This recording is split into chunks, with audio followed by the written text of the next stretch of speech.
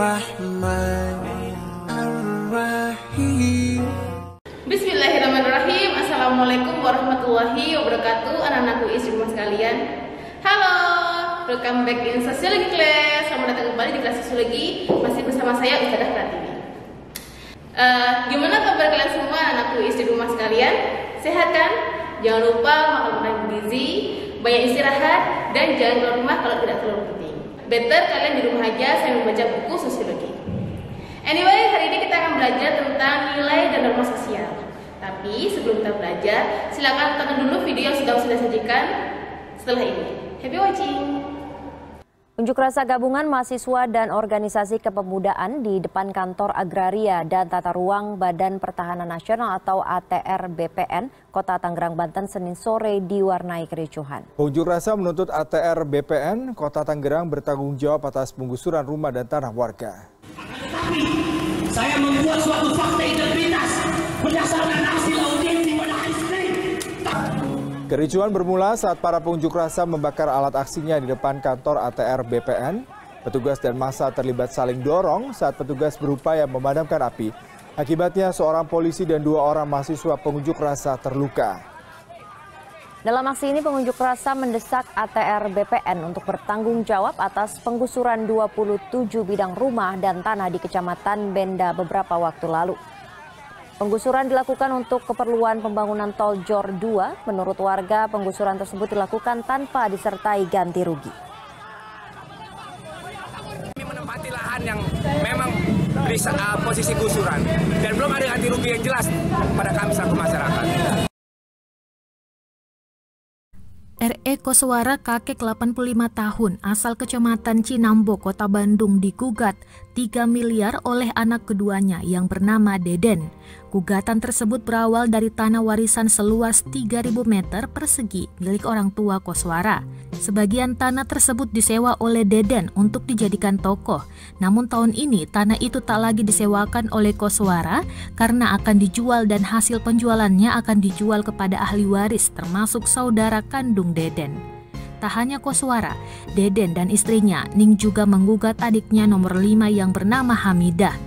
Dalam gugatan tersebut, Deden meminta Koswara dan Hamidah membayar 3 miliar jika Deden pindah dari toko yang dibangun Deden di atas tanah warisan. Selain itu, Koswara dan Hamidah juga diminta membayar ganti rugi material 20 juta dan imaterial senilai 200 juta. Kuasa hukum Deden dan Ning adalah Masito, adik Deden, anak ketiga Koswara. Koswara sendiri memiliki 6 anak. Anak yang pertama bernama Imas, Deden anak kedua, Masito anak ketiga, Ajit anak keempat, Hamidah anak kelima, dan Mukhtar anak keenam. Saat sidang yang digelar di PN Bandung Selasa 19 Januari 2021 terlihat Koswara tertati-tati di papah 2 anaknya, Imasa dan Hamidah, saat memasuki ruang persidangan. Koswara bercerita saat mengutarakan niatnya untuk menjual tanah warisan milik orang tuanya, ia mendapat perlakuan tak sopan dari Deden. Deden pun murka saat tahu Koswara hendak menjual tanah tersebut. Koswara juga mengaku kecewa saat mengetahui anak ketiganya. Nah, gimana video tadi? Kalian tahu nggak apa sih hubungan dari video yang sudah Ustadzah sajikan dengan materi kita hari ini? Ya, coba saja kalau misalnya setiap individu dalam masyarakat tahu tentang nilai dan norma sosial yang sudah kita sepakati dalam masyarakat, pasti tidak ada kejadian seperti itu. Tidak ada bentrok antar masyarakat, tidak ada anak yang bisa sampai tega menggugat orang tuanya sendiri, atau bahkan tidak ada kriminalitas di sekitar kita. Sekarang coba kalian ingat-ingat, kalian pernah nggak sih ada kayak sebel gitu sama orang yang lebih tua daripada kita? Ada? Pernah? Nah, kalau misalnya pernah, apa yang akan kalian lakukan?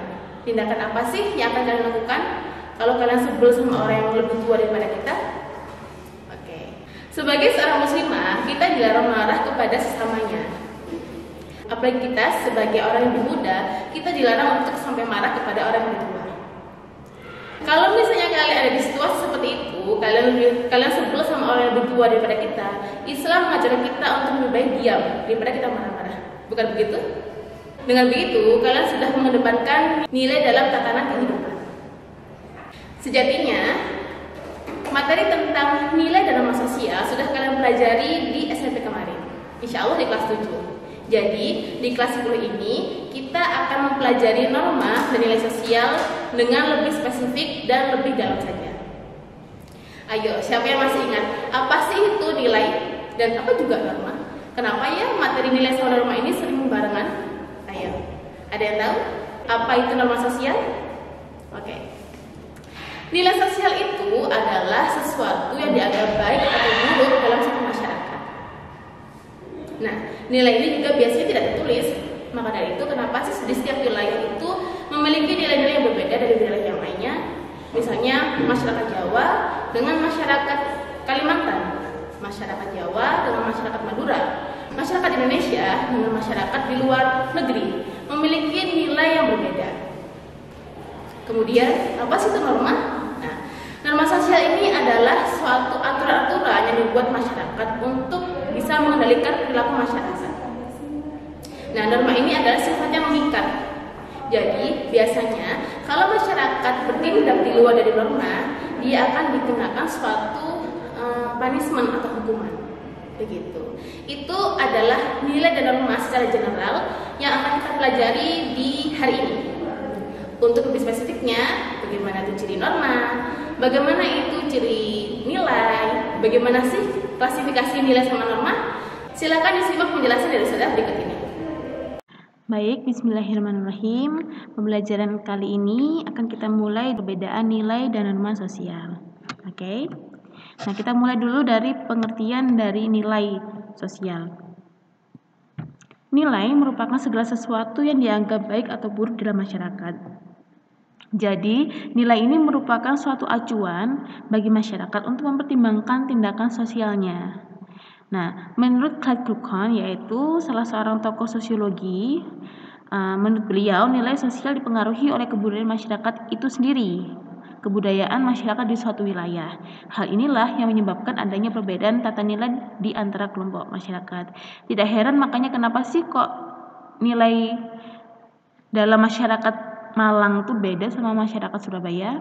Nilai masyarakat di Indonesia beda dengan nilai masyarakat di negara lain, di Australia mungkin atau di New York. Kenapa sih nilai sosial masyarakat Jawa dengan masyarakat Madura itu beda padahal sama-sama Jawa Timur? Nah, seperti itu. Contoh dari nilai tersebut yaitu seperti seorang orang tua menanamkan 5S kepada anaknya. Ada salam, sapa, salim, sopan, dan santun. Makanya kayak misalnya kalian mau berangkat ke sekolah dulu, selalu pamitan sama orang tua. Assalamualaikum, saya mau berangkat sekolah ya, mama tolong doain, bla bla bla.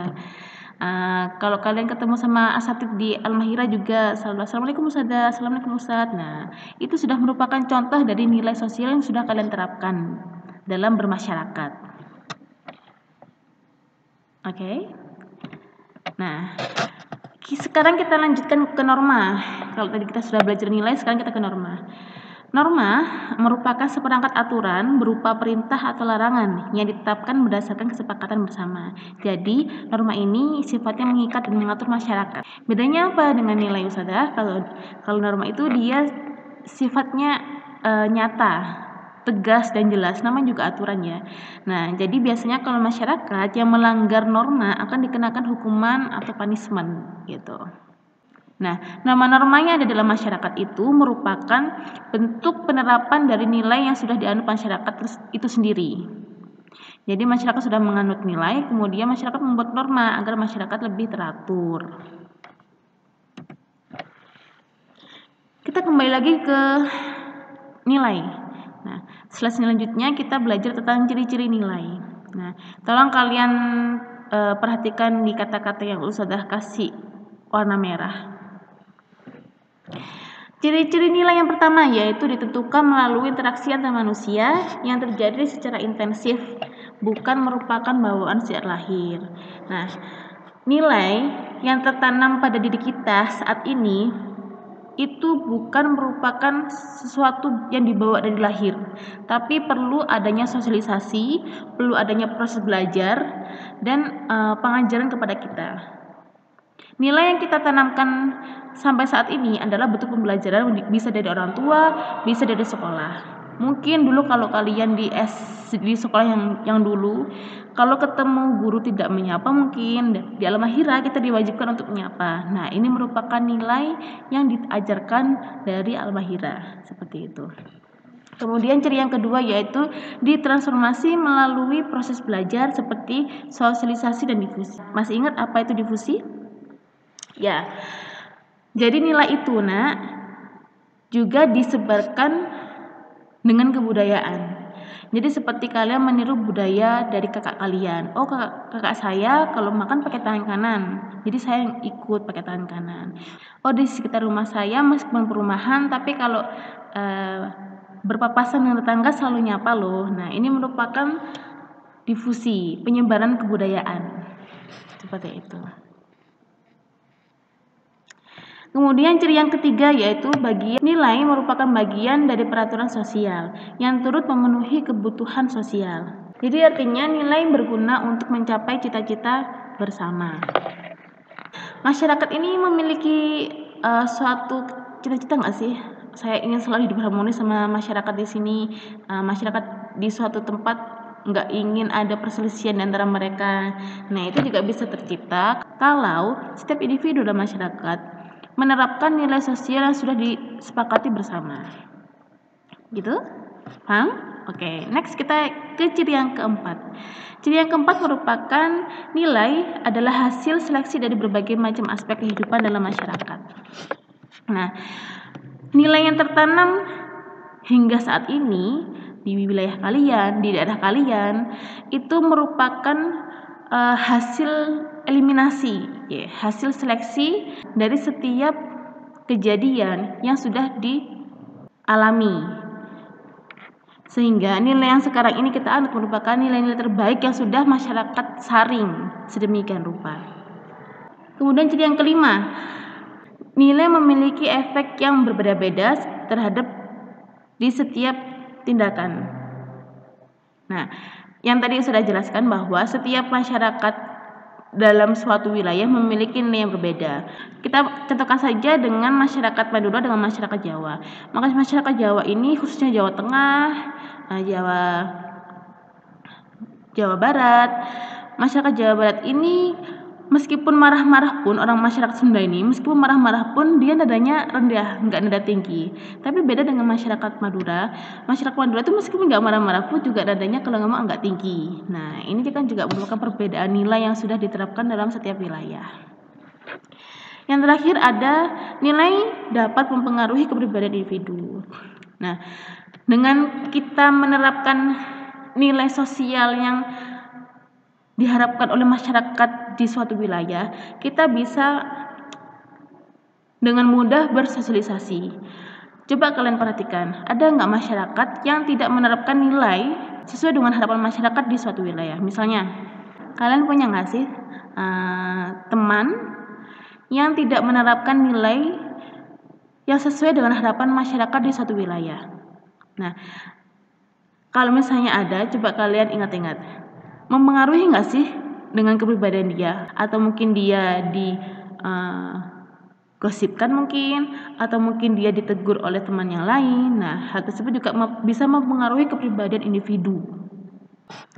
Gambarnya yang sudah contohkan seperti ini, ada anak kecil yang waktu hijabnya dilepas dia malah nangis. Nah, ini terjadi karena proses belajar dari orang tuanya yang menanamkan bahwa seorang wanita harus menutup auratnya, gitu.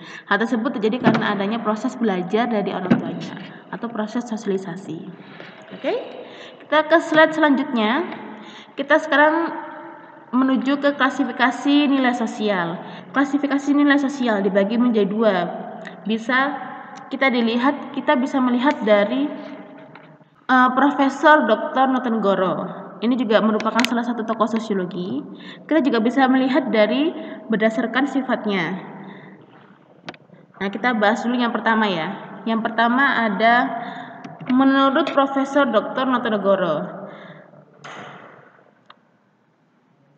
Menurut beliau, nilai sosial itu dibagi menjadi 3. Ada nilai material, nilai vital, sama nilai rohani.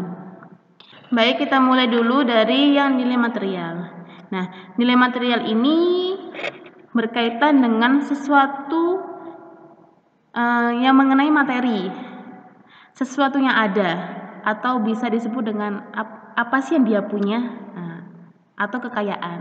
Nah, nilai material ini merupakan nilai yang muncul karena materi tersebut memiliki nilai bagi masyarakat. Jadi ada nilainya gitu loh. Jadi nilai material ini juga bisa disebut dengan nilai yang melekat pada benda yang berguna bagi manusia. Contohnya seperti kita kalau lapar makan, kemudian kita minum, atau yang lebih bisa dilihat lagi, prestis seseorang akan lebih meningkat ketika dia memakai emas mungkin, atau mungkin dia akan lebih cantik dilihat atau dia lebih elegan dilihat ketika dia memakai cincin berlian. Nah, itu adalah nilai material. Lanjut kita ke nilai vital. Nilai vital ini merupakan nilai yang muncul karena daya kegunaannya. Nilai untuk segala sesuatu yang berguna bagi manusia agar dapat hidup dan mengadakan kegiatan. Contohnya seperti kalau kita hari ini lagi daring, kita butuh laptop, kita butuh HP gitu. Oh, mungkin kalau kita lagi berkendaraan, lagi motoran, kehujanan, kita butuh jas hujan. Nah, ini merupakan nilai vital, nilai yang berguna untuk manusia agar bisa bertahan hidup dan mengadakan kegiatan. Kemudian ada nilai rohani juga, yang terakhir nilai rohani. Nah, nilai rohani ini merupakan nilai yang bersifat abstrak dan berguna bagi rohani manusia. Nilai rohani ini berkaitan dengan penghargaan terhadap segala sesuatu yang berguna bagi rohani manusia. Jadi kalau misalnya kita berbicara masalah rohani kan ya pasti abstrak ya, karena cuma kita yang bisa merasakan, batin kita yang merasakan. Contohnya seperti kita berzikir, kita bersyukur, kita sering mengucapkan sholawat, pasti kan kita akan lebih damai gitu batinnya. Nah, itu merupakan nilai rohani. Tapi di dalam sosiologi, nilai rohani ini dibagi menjadi 4. Apa aja tuh? Yuk kita lihat. Yang pertama ada nilai kebenaran. Nah, juga banyak sumber mengatakan kalau dia juga nilai kenyataan. Nilai kenyataan ini bersumber dari pikiran manusia. Kemudian yang kedua ada nilai keindahan, atau sering disebut dalam soal-soal UTBK atau soal-soal OLIM, dia disebut dengan nilai estetik. Karena bersumber dari perasaan kita, estetik gitu, keindahan. Kalau kalian lihat kelas yang rapi, wah bersih nih, indah banget. Nah, dia masuk ke nilai estetik. Kalian lihat ada lukisan bagus, Masya Allah. Nah, kalian sampai mengucapkan nama Masya Allah, berarti dia itu mengandung nilai-nilai estetik gitu. Yang ketiga ada nilai kebaikan atau moral yang bersumber dari kemauan atau kehendak masyarakat. Juga bisa disebut dengan etika masyarakat. Bagaimana masyarakat itu bisa beretika yang baik, beretika yang bagus, pasti dia bermoral gitu. Nah, yang keempat ada nilai religius yang merupakan nilai ketuhanan dan mutlak. Slide selanjutnya kita akan membahas nilai sosial berdasarkan sifatnya. Nah, kalau dibedakan berdasarkan sifatnya, nilai itu ada 2. Yang pertama ada nilai dominan, dan yang kedua ada nilai yang mendarah daging. Kita belajar dulu yang dominan ya. Nilai dominan ini dianggap lebih penting daripada nilai-nilai yang lain. Nah, ukuran dominan atau tidaknya suatu nilai didasarkan pada hal-hal berikut ini. Nah, kita bahas ya. Yang pertama ada banyaknya penganut nilai tersebut. Contohnya, banyaknya masyarakat yang menghendaki perubahan di berbagai aspek yang lebih efisien dan praktis. Jadi masyarakat zaman sekarang kan suka yang praktis ya. Contohnya kalau mau beli barang-barang elektronik, beli gadget, dia lebih senang ke Tokopedia. Kemudian kalau mau beli-beli makanan dengan praktis, dengan cepat, juga bisa lewat Gojek dan lain-lain gitu. Selain itu juga pola hidup sehat, apalagi sekarang kan lagi era pandemi ya, masyarakat digencarkan untuk melakukan pola hidup sehat. Salah satunya dengan bersepeda. Ya, nah nilai ini banyak sekali masyarakat yang menganut. Coba kalian perhatikan di jalan-jalan. Ada nggak sih perubahan dulu sebelum pandemi dengan sekarang? Kalau saya mengamati ya, setiap weekend Sabtu dan Minggu banyak masyarakat mulai dari anak kecil sampai anak dewasa sampai mungkin orang-orang tua, dia lebih banyak menghabiskan waktu di pagi hari daripada jogging. Mereka lebih senang bersepeda Nah, ini juga merupakan suatu budaya baru di Indonesia. Kemudian yang kedua, ada lamanya nilai tersebut dianut atau digunakan. Contohnya seperti mudik saat lebaran, kemudian juga seperti membuat ketupat waktu lebaran. Meskipun mudik itu susah, meskipun mudik itu membutuhkan biaya, tapi kan hampir semua masyarakat melakukan hal tersebut. Nah, itu merupakan salah satu ciri dari nilai dominan. Yang ketiga, contohnya kayak orang yang menunaikan ibadah haji. Nah, haji kan merupakan suatu kewajiban bagi umat Islam yang mampu ya. Nah, di Indonesia ini untuk ibadah haji kan tidak sesuatu hal yang mudah. Tidak semudah untuk kita umroh. Kita harus nunggu bertahun-tahun, nunggu giliran, dan lain-lain. Dengan masyarakat menunggu giliran tuh haji yang bertahun-tahun itu sudah merupakan cerminan dari nilai dominan. Karena usaha masyarakat tinggi sekali untuk bisa sampai dapat melakukan haji. Seperti itu. Nah, yang terakhir adalah prestis atau kebanggaan penganut nilai tersebut. Contohnya seperti orang yang memiliki jabatan dalam pekerjaannya sehingga mendapatkan hak istimewa dan memberikan prestis tersendiri bagi seseorang. Jadi itu ada wibawanya gitu loh.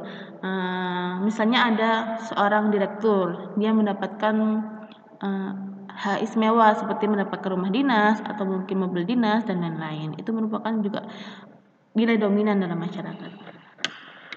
Oke, selanjutnya kita ke nilai yang mendarah daging atau bisa disebut dengan internalized value. Nilai yang mendarah daging ini juga menjadi kepribadian dan kebiasaan, sehingga ketika seorang melakukannya kadang tidak melalui proses berpikir dan pertimbangan lagi. Beda ya kalau tadi nilai dominan itu merupakan nilai yang lebih penting dibandingkan nilai-nilai yang lain. Tapi kalau nilai mendarah daging ini sudah menjadi suatu kepribadian, sudah menjadi suatu kebiasaan, sehingga kadang kalau orang nggak melakukan nilai tersebut dia akan malu atau mungkin merasa bersalah gitu. Usah contohkan dengan budaya kondangan. Karena sudah mendarah daging, jika ada seseorang yang tidak melakukan hal tersebut atau mungkin skip, kita nggak kondangan dulu, kita ada acara kemana yang barengan, kita akan sungkan gitu. Nah, itu juga suatu cerminan dari nilai yang mendarah daging. Contoh lain, seperti seorang ibu melihat anaknya yang terkena kasus narkoba, pasti ada rasa bersalah di situ. Karena memang hakikatnya seorang ibu ingin melindungi anaknya, ingin seorang ibu itu anaknya jadi sukses, berhasil. Tapi kalau misalnya seorang ibu lihat anaknya yang terpuruk, dia terjerat kasus, pasti dia akan merasa bersalah. Nah, seperti itu. Itu juga cerminan dari nilai mendarah daging atau internalized value. Nah, kalau tadi kita berbicara masalah nilai ada material, vital, dan rohani, pasti nilai kan tidak terkandung dalam sesuatu yang ada wujudnya aja. Ada juga sesuatu yang abstrak, yang nggak kelihatan gitu. Nah, coba ini untuk memudahkan kalian lihat bagan ini. Sejatinya nilai itu dibagi menjadi dua. Ini hanya untuk memudahkan kita aja ya dalam menelaah sebuah nilai. Dalam masyarakat itu nilai ada dua, ada imaterial, ada material. Kalau imaterial itu yang nggak kelihatan, kayak abstrak, dia nggak ada wujudnya. Seperti ideologi kan nggak ada wujudnya ya, cuma kita paham, oh itu ideologi kita. Gagasan, agama atau religi, ada nggak sih agama itu berwujud? Nggak ada kan, cuma dia nancep di pikiran kita, dia nancep di hati kita. Makanya dia disebut dengan imaterial, nggak kelihatan. Nah, dalam ideologi, gagasan, dan religi itu akan membentuk suatu kepribadian masyarakat, tingkah laku masyarakat, martabat masyarakat, dan intelektualitas masyarakat. Nah, gitu. Tapi juga nilai bisa dilihat dari materialnya, nilai juga bisa dilihat dengan bendanya, kegunaannya, dan kenikmatannya. Nanti akan menghasilkan sesuatu yang dapat digunakan dan dinikmati oleh panca indera, digunakan oleh masyarakat untuk kegiatan sehari-hari, untuk menaikkan prestis, untuk bisa bersosialisasi dengan baik. Nah, ini juga bisa masuk kepada nilai material. Barang-barang yang kita gunakan untuk memudahkan keperluan kita sehari-hari, dia masuk kepada material. Agama yang kita anut setiap hari, ibadah yang kita jalankan setiap hari, dia masuk kepada nilai imaterial. Sampai sini paham, Nak? Semoga paham ya. Masya Allah. Baik, kita lanjutkan ke norma sosial. Jika ada pertanyaan seputar nilai, tolong ditulis dulu. Nanti setelah kalian melihat video, silakan ditanyakan di Google Meet. Oke? Kita lanjutkan ke norma sosial. Masih ingat gak apa itu norma? Oke. Norma ini dipakai sebagai panduan dan pengendalian tingkah laku yang sesuai dengan harapan masyarakat. Dengan adanya norma yang diterapkan dalam masyarakat, harapannya masyarakat ini bisa teratur, masyarakat ini bisa jauh dari konflik, jauh dari masalah gitu. Kalau setiap masyarakat, setiap individu dalam masyarakat tidak melanggar norma yang sudah disepakati oleh masyarakat itu sendiri. Norma yang dipatuhi dalam masyarakat adalah perwujudan nilai-nilai yang dianut oleh masyarakat. Norma baru ketika ada pandemi, masyarakat diwajibkan untuk memakai masker dimanapun itu berada, maupun di dalam mobil pun harus pakai masker. Banyak kan masyarakat yang kena sanksi, meskipun di dalam mobil mereka harus juga memakai masker, gitu. Kan biasanya masyarakat ya kalau di dalam mobil masker turunin gitu. Jangan nak ya. Oke, lanjut kita ke ciri-ciri norma. Ciri-ciri norma di sini ada 5. Sudah mencoba untuk memudahkan kalian ya. Ciri-ciri yang pertama, umumnya tidak tertulis. Nah, norma sosial biasanya hanya diingat, diserap dan diterapkan dalam interaksi antara anggota kelompok masyarakat. Tapi juga banyak sekali norma yang ditulis, nak, gitu. Yang kedua, hasil kesepakatan bersama. Norma sosial adalah peraturan yang berfungsi untuk mengatur perilaku seluruh anggota masyarakat. Oleh karena itu, norma sosial harus berdasarkan hasil kesepakatan bersama. Kalau enggak gitu, akan ada masyarakat yang mungkin akan berontak atau mungkin akan protes.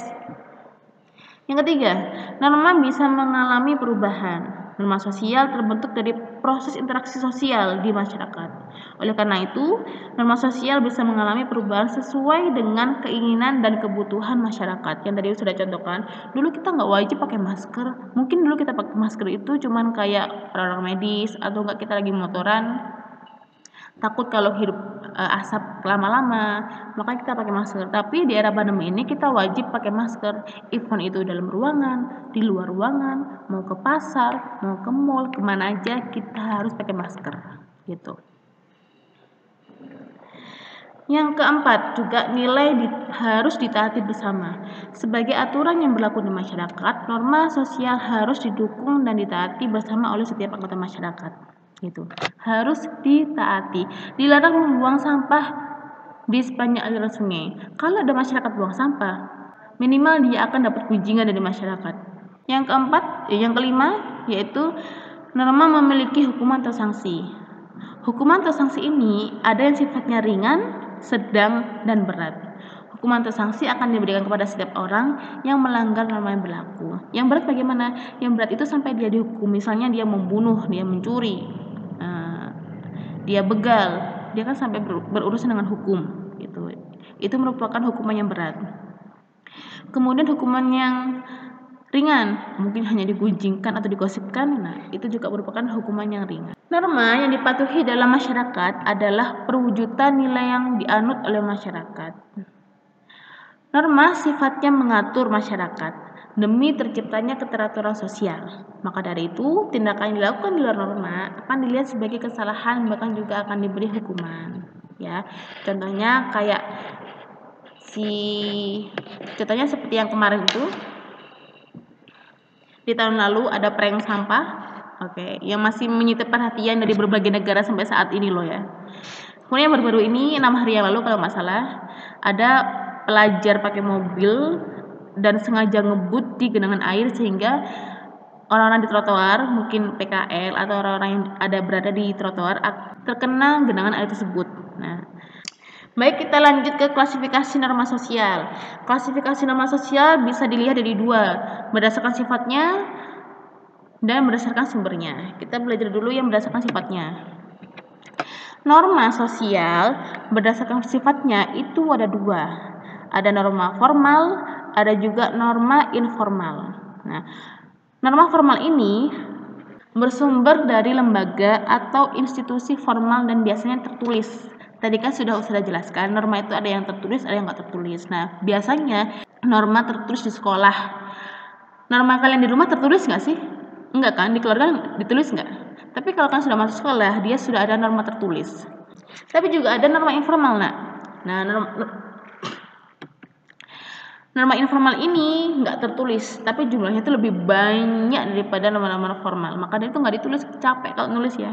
Contoh lain juga seperti suku Baduy. Suku Baduy itu dia tidak boleh keluar dari wilayahnya untuk mempertahankan budaya turun-menurunnya. Itu juga nggak tertulis.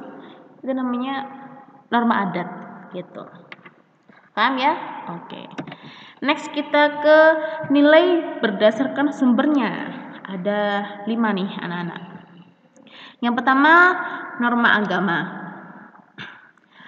Norma agama ini bersumber dari Allah Subhanahu wa taala, dari Tuhan Yang Maha Esa, sehingga sifatnya mutlak dan harus ditaati oleh setiap pemeluk agamanya. Contohnya kayak kita Muslim, kita harus melaksanakan ibadah minimal 5 waktu dalam sehari yang sesuai dengan perintah Allah Subhanahu wa taala gitu. Kemudian yang sehingga kalau kita misalnya sholat yang bolong-bolong, kita akan mendapatkan konsekuensi nanti ya kalau kita sudah meninggal. Yang kedua juga ada norma kesusilaan, juga bisa disebut dengan norma moral. Bersumber dari hati nurani manusia untuk menentukan mana perbuatan yang baik, mana perbuatan yang buruk. Norma ini akan membentuk akhlak atau budi pekerti seseorang. Contohnya seperti kita bersikap jujur, tidak suka mengambil barang orang lain, tidak suka menggunjingkan orang lain, dan lain-lain. Next, yang ketiga ada norma kesopanan. Bersumber dari pergaulan seseorang di masyarakat. Nah, norma ini didasari dari kebiasaan, kepatuhan, dan kepantasan untuk berperilaku di masyarakat. Saya bertindak seperti ini pantas gak ya di mata masyarakat yang lain gitu. Jadi ada pertimbangan di situ. Namanya adalah nilai kesopanan. Contohnya seperti hormat kepada orang tua dan guru. Kalau ketemu guru, kalau ketemu ustazah, nyapa. Next, yang keempat ada norma hukum. Nah, norma hukum ini didasarkan pada undang-undang tertulis yang dibuat secara resmi oleh badan negara dengan tujuan mengatur kehidupan masyarakat.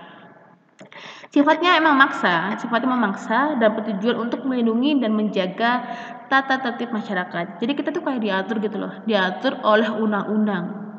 Sifatnya memaksa, tapi emang demi kebaikan kita bersama dalam bermasyarakat, berbangsa, bernegara. Contohnya, tidak melakukan tindakan kriminal. Itu kan baik buat kita ya, buat semua masyarakat baik emang. Kita tidak boleh melakukan tindakan kriminal. Kita tidak boleh melanggar tata tertib lalu lintas. Ada lampu merah, kita nggak boleh terus. Emang demi kebaikan kita bersama. Nah, kayak gitu loh, nak. Yang kelima, norma kebiasaan atau norma kelaziman. Ya, sesuatu yang lazim lah. Bersumber dari tradisi budaya masyarakat. Contohnya seperti mencuci tangan sebelum makan, kita makan pakai tangan kanan juga. Itu kan juga bisa masuk ke nilai, bisa masuk ke norma. Karena itu bersumber dari budaya. Budaya kita, budaya Indonesia makan pakai sendok, pakai garpu, pakai tangan kanan, tidak pakai tangan kiri. Gitu. Era pandemi ini, setiap mau melakukan sesuatu, kita misalnya mau masuk ke suatu wilayah, ke gedung, kita masuk ke sekolah, mau ke mall, kita diwajibkan untuk mencuci tangan. Ini juga masuk kepada norma kebiasaan, gitu. Paham ya, nak ya? Slide selanjutnya kita akan belajar tentang tingkatan norma. Tingkatan norma ini dilihat dari 4 tingkat ya. Yang pertama ada cara atau usage. Yang kedua ada kebiasaan atau folkways, yang ketiga ada tata kelakuan atau mores, dan yang terakhir ada adat istiadat atau custom. Basically ini semua sudah kalian terima secara umum di SMP kemarin. Jadi kali ini kalian cuma tinggal ingat-ingat aja apa yang dulu sudah saya pelajari di SMP dan ditambah lagi pengetahuannya di kelas 10 ini. Oke, here we go, kita belajar dari usage dulu ya. Cara atau usage, nah, merupakan perbuatan atau perilaku yang dilakukan seseorang dalam sebuah kelompok masyarakat, tetapi tidak dilakukan secara terus-menerus. Contohnya kayak apa sudah? Contohnya kayak berpakaian yang kurang sopan di tempat yang formal. Nah, biasa kemudian juga kayak berbicara yang kurang sopan dengan guru. Nanti punishment-nya dia akan dapat celaan. Kenapa sih kok cara atau usik ini dia ada di tingkat rendah? Karena kalau masyarakat melanggar norma hanya akan mendapatkan celaan gitu. Celaan atau gunjingan gitulah. Kemudian yang kedua ada kebiasaan atau folkways, merupakan perbuatan yang dilakukan secara berulang-ulang dan memiliki tujuan jelas yang dianggap baik atau benar. Kebiasaan ini apabila dilakukan oleh sekelompok masyarakat, maka dapat disebut sebagai tradisi dan menjadi ciri dari kelompok masyarakat tersebut. Contohnya seperti apa, Ustazah? Contohnya kayak kalian waktu lagi di lift, kemudian Ustazah datang, monggo Ustazah duluan gitu. Tapi kalau kalian melanggarnya, kalian akan dapat teguran. Mungkin dari teman kalian, Ustazah dulu aja kayak gitu. Saya pernah menemui itu soalnya di sini. Contoh lain, coba kalian lihat anak kecil makan pakai tangan kiri.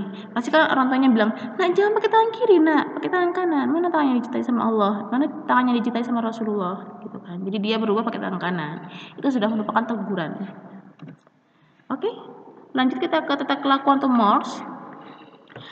Mores ini merupakan aturan-aturan yang telah diterima oleh masyarakat. Biasanya tata kelakuan berhubungan dengan kepercayaan atau keyakinan agama. Sanksi orang yang melanggar norma ini akan jauh lebih berat tingkatannya, ya.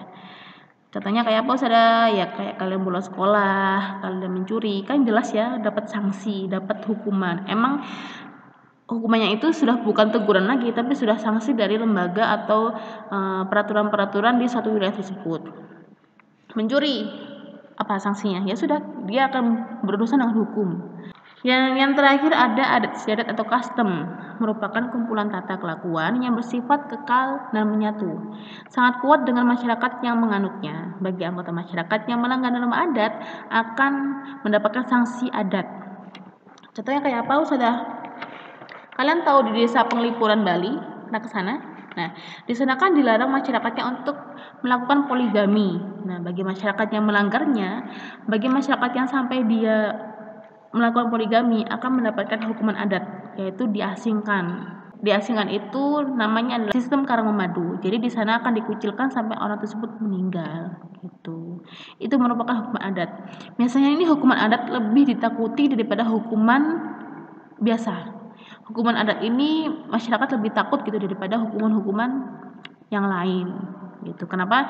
Hukuman adat ini lebih tinggi daripada hukuman yang dilakukan suatu lembaga atau suatu aturan-aturan secara umum, karena memang hukum adat ini lebih ditakuti oleh masyarakat secara umum gitu. Nah, itulah penjelasan tentang materi nilai dan norma sosial. Jadi kesimpulannya, nilai dan norma sosial harus berjalan seiringan. Jadi, nilai dan norma diciptakan masyarakat untuk mengatur perilaku masyarakat agar sesuai dengan harapan masyarakat, sehingga menumbuhkan keteraturan sosial. Dengan adanya keteraturan sosial, kita akan hidup harmonis, tanpa ada permusuhan, tanpa ada konflik, dan hidup sejahtera. Jadi seperti itu nanti tujuannya. Baik, itulah pembelajaran kita di hari ini. Kita bertemu lagi di minggu depan, insya Allah kita akan belajar tentang sosialisasi. Oke, Ustaz akhiri. Wassalamualaikum